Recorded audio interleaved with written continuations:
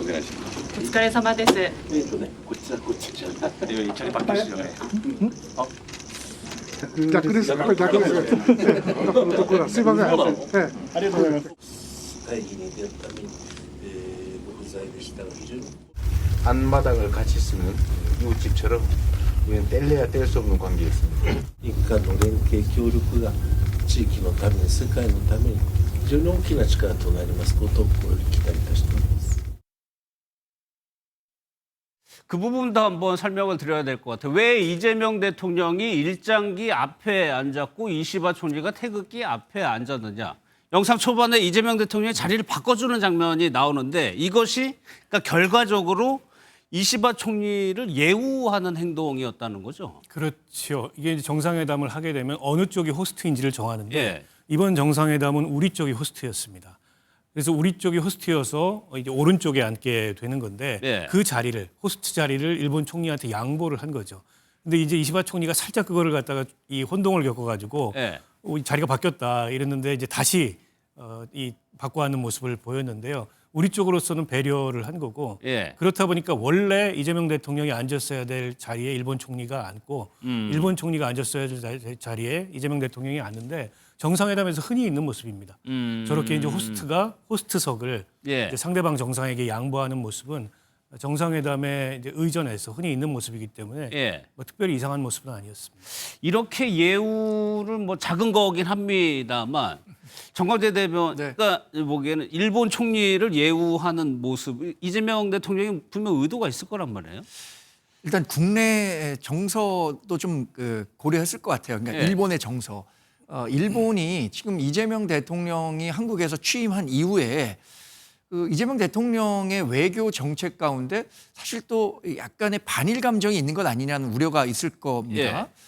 그동안 뭐 보여왔던 특히 야당 대표 시절에 보여왔던 대일 강경 메시지를 고려하면 일본 정치권에서도 상당히 이 대통령에 대한 불안감을 갖고 있는 거죠. 그런 부분을 불식시키기 위한 노력이었다고도 볼 수 있을 것 같고요. 호스트 국가에서 이렇게 상대 국가를 예우하는 것은 뭐 지금 박 의원님 말씀하신 것처럼 종종 있는 있다고 일이니까 그래요. 네, 예. 그런 자리 배치까지 신경 쓰는 모습은 이번에 외교 무대에 처음 데뷔를 하게 됐잖아요. 이재명 대통령이. 예. 그런 측면에서 겸양의 자세를 보였다는 측면에서 뭐 긍정적으로 평가할 만한 대목이라고 생각합니다. 사실 뭐 상견례 성격이 강한 자리고 해가지고 민감한 뭐 과거사라든가 이런 문제를 굳이 꺼낼 전략적으로라도 굳이 꺼낼 필요는 없어 보이긴 하는데 첫 회담의 성과는 어떻게 평가? 그러니까 이번 첫 회담은 사실 의제가 있는 회담이 아니고 예. 말씀하셨던 대로 상견례 성격의 혹은 수인사 성격의 그런 회담이었다고 볼 수 있을 것 같고요. 다자 회의 중에 만난 그렇죠. 양자 회담이기 때문에 아마 정식 의제가 있는 정상회담은 별도로 추진하지 않을까 싶고요. 어쨌든 한일 간의 관계가 그동안에 여러모로 뭔가 좀 이렇게 좀 이상기류들이 많이 흘렀는데 그걸 정상화하기 위한 노력, 첫 걸음을 뗐다 이렇게 보면 될 것 같고요. 그래서 과거사는 과거사대로 잘 관리하고 예. 미래지향적인 한일 관계를 향해서 나가자. 원론적인 얘기긴 하지만 그에 대해서 이제 한일 양국의 정상이 얘기를 나눴기 때문에 그런 기조 위에 이후에 한일 관계 회복을 위한 노력들이 좀 진행이 되지 않을까 싶고요. 지금 나오는 보도들을 보면 이제 셔틀 외교를 네. 복원하기로 그렇게 개괄적으로 합의를 했다. 그러니까 이제 양국이 왔다 갔다 하면서 정상회담을 하는 걸 이제 셔틀 외교라 그러는데 그 셔틀 외교가 중단 지가 굉장히 오래됐거든요. 윤석열 정부 들어서도 복원하자라고 얘기했지만 각자 국내 사정에 의해서 그게 정상화가 안 됐습니다. 예. 그렇다 보니까 이제 이재명 정부 하에서 그 한일 외교가 조금 정상적인 경로를 회복할 수 있을까? 이게 하나의 관측 포인트인데 우리로서는 한미동맹의 중요성은 아무리 강조해도 지나치지 않고 또 어쨌든 지금의 그 국제 정세나 또 지정학적인 상황상 한미동맹과 더불어서 이 한일 관계의 중요성도 부각이 되고 있기 때문에 이제 그런 점을 이재명 대통령도 인식하고 있어서 과거에 예. 후보 시절에 혹은 야당 시절에 뭐 했던 발언이나 혹은 뭐 그에 대한 시각도 일부 있겠습니다만 지금 상황이 달라졌거든요. 예. 지금 어쨌든 대통령이 됐고 또 정부를 맡아서 국정 운영을 하고 외교를 해야 되기 때문에 과거에 했던 발언을 기준으로 이재명 대통령의 외교를 전망하는 거는 제가 보기엔 매우 제한적이라고 보고요. 예. 어쨌든 지금 대통령이 됐고 정부를 맡은 상황에서는 좀 과거와 다른 기준으로 이 한일 관계도 또 전반적인 외교도 볼 수밖에 없다 이렇게 생각합니다. 예. 사실 그 지난해만 한일 그 교류객만 1,000만 명을 넘습니다. 그리고 이 한일 문제와 관련해서는 저는 개인적으로 이런 생각 갖고 있습니다. 우리가 그 이른바 진보 정당이 집권했을 때 한일 관계 개선에 있어서 더욱더 적극적인 움직임을 보여야 한다고 생각합니다. 예. 왜냐하면 이른바 민주당은 계속해서 친일 정당, 친일 프레임 이런 것들을 씌우고 있잖아요. 그러면서 반일 정서를 국내 정치에 일부 활용하려는 듯한 움직임을 보이고 있는데 이걸 넘어서야 미래로 갈 수 있습니다. 한일 관계는. 특히 예. 지금 국제 질서가 격변하는 과정에서 한일 이 협력은 굉장히 중요합니다. 경제적으로도 중요하지만 한미일 군사 협력이라는 아주 중요한 틀을 갖고 있기 때문에 문재인 정부 시절에 사실 그 반일 정서를 일부 정치에 활용해서 한일 관계가 후퇴하는 듯한 모습을 보였던 게 사실입니다. 그래서 윤석열 전 정부가 사실 여러 그 실정이 있었지만 그럼에도 불구하고 외교적으로는 한일 관계 정상화라는 과제를 달성했다고 평가를 받고 있거든요. 예. 그런 측면에서 이재명 대통령도 지금 일본 정치권에서 우려한 것처럼 과거에 집착해서 다시 한일 관계가 후퇴되는 일이 없도록 미래로 가려면은 조금 더 전향적인 모습을 보이는 것이 대한민국 외교 발전에 있어서도 도움이 될 것이다라는 말씀을 드립니다. 알겠습니다. 김혜경 여사 역시 외교전의 데뷔 무대를 가졌죠. 어땠는지 영상을 준비했습니다.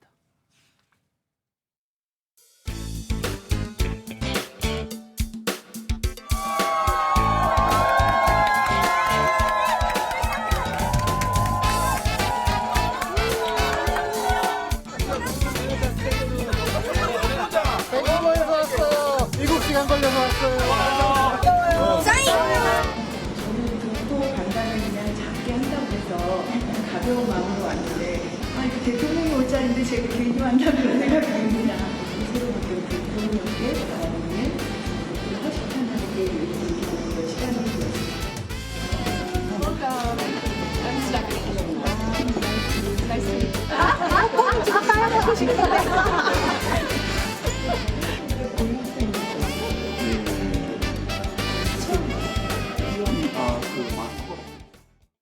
보신 것처럼 김혜경 여사도 여러 가지 일정을 가졌는데 저희가 좀 한복 얘기를 해보려고 하는데 공식 석상에서 한복, 전통 한복을 김혜경 여사가 입고 갔습니다.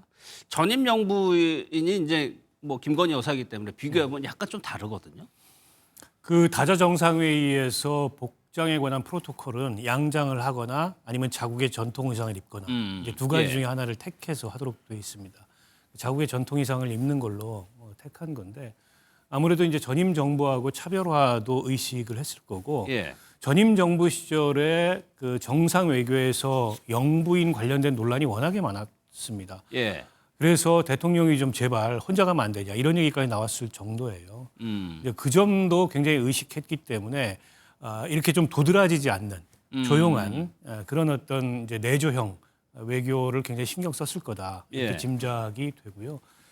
또 김혜경 여사가 선거운동 기간에도 본인 관련된 논란도 있고 하기 때문에 워낙에 이제 조용한 선거 캠페인을 했습니다. 거의 비공식적으로 언론에 움직였죠. 보도가 안 예. 됐어요. 김문수 후보 그 배우자가 보도가 많이 됐던 거에 비하면 굉장히 대조적일 정도로 보도가 안 됐거든요. 그런 기조를 전 좀 이어가고 있다라고 보고요. 정부 임기 초반에 어찌 됐든 간에 지난 정부 시기에 이 대통령 부인 관련된 논란이 워낙 컸던 점을 예. 의식해서라도 그와는 좀 차별화된 행보를 앞으로도 보이지 않을까 이렇게 예. 생각합니다. 정광재 대변인께서는 어떻게 보시나요? 사실 그 다자 외교 무대에서 각국의 정상 부인들, 그러니까 이른바 퍼스트 레이디들의 외교 행보는 우리나라가 유독 조금 더 많은 관심을 갖고 있는 것 같습니다.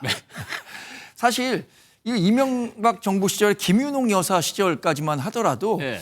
이 영부인들의 외교 활동 무대나 패션이나 이런 거에 대한 보도가 그렇게 많지 않았어요. 근데 이게 본격화된 것은 저는 2017년에 문재인 정부 시절 이후에 예. 그때부터 이 여사분들의 옷차림이라든가 외교 활동이라든가에 대한 관심이 김정숙 본격적으로 여사요? 커졌고 그 다음에 이제 누가 뭐래도 윤석열 정부 시절에 김건희 여사가 아무래도 좀 눈에 튀는 그 외모를 갖고 있고 또 젊고 하기 때문에 이런 관심이 커졌는데 저는 이렇게 약간의 흥미성 보도로 이어지는 영부인들의 그 외교 보도는 이제 좀 자제해야 되는 게 아닌가라는 생각도 듭니다. 이렇게 좀 조용한 식의 외교는 뭐 그게 맞는 방법이겠죠. 알겠습니다.